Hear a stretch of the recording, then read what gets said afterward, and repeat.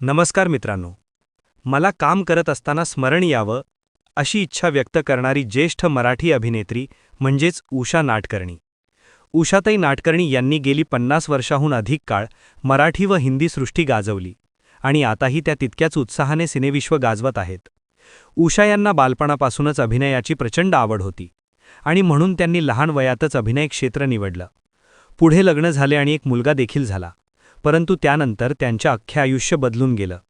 घरच्यांनी आणि नवऱ्याची साथ अचानकपणे सुटली, तरीही त्या खचून न जाता तितक्याच जोमाने काम करत राहिल्या.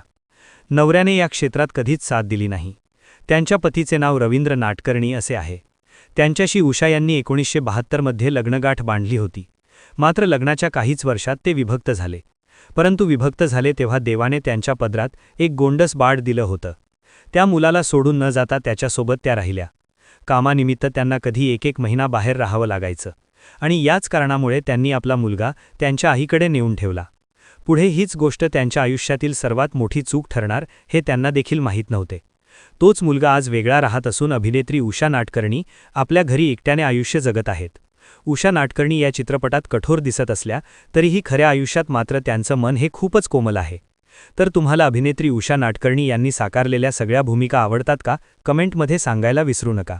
आणि आता सबस्क्राईब करा, जेणेकरून असेच नवनवीन अपडेट तुमच्यापर्यंत सर्वात आधी पोहोचत राहतील. धन्यवाद.